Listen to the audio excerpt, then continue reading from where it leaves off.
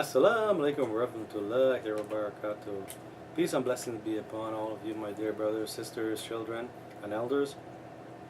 I begin in the name of Allah, the most beneficent, the most merciful. Today I have a little helper here, Mr. Aadam. And Aadam is here, and he asked a question before we started this video a second ago. And his question was, Dad, why do we wear a hat on our head? Which is a good question.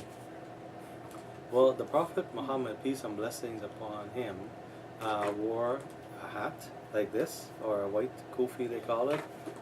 Some people call it kisti. And then he wore his green turban on top of it. Prophet Musa, many of the messengers had a hood, a hat that covered their head. Many people in the church, in the Bible, they say to cover your head. When you're praying to Allah, it doesn't matter whether your head is covered or not.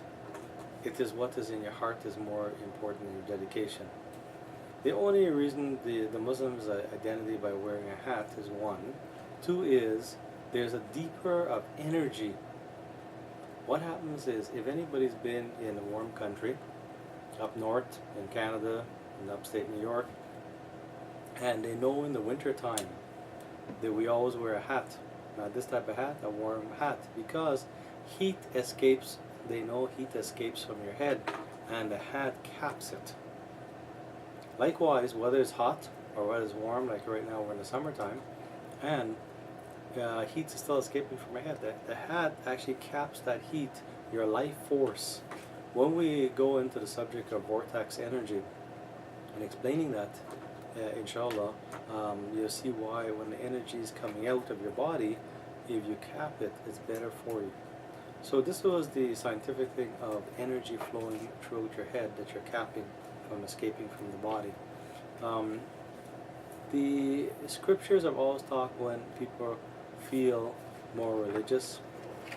Many people have, like if you look at the Pope, the Roman Catholic bishops, they have a hat to the head.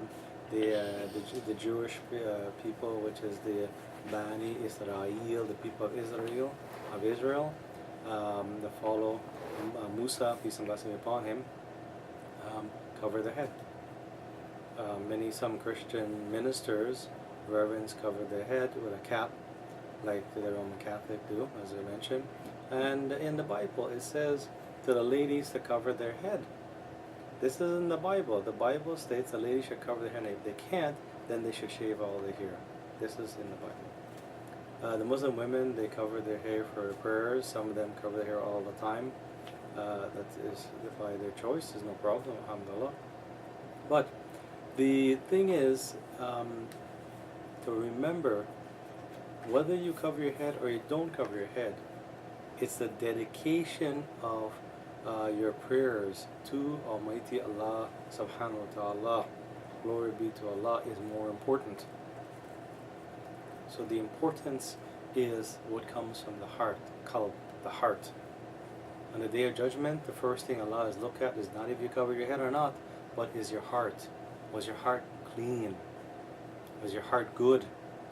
If you're good to people, the children, the orphans, the elderly, and mankind in general.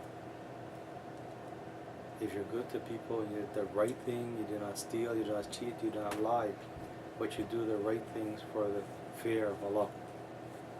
These are more important than covering your heads, but you know, it's good. If you want to do it, alhamdulillah, but it's the sunnah was to cover the head and the energy. You know, people didn't really understand, but actually it helps the energy in your body to retain instead of escaping from there. So with that in closing is, it's very good for you to actually do it.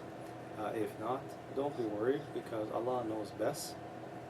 In the sight of Allah, it's what comes from your heart is more important than anything else. So with this was a very good question from my little son here, Mr. Aadam, and why do you cover your head? So I thought we explained it on video so other brothers and sisters would know. So we thank you very much. May Allah reward you and bless you. Ameen.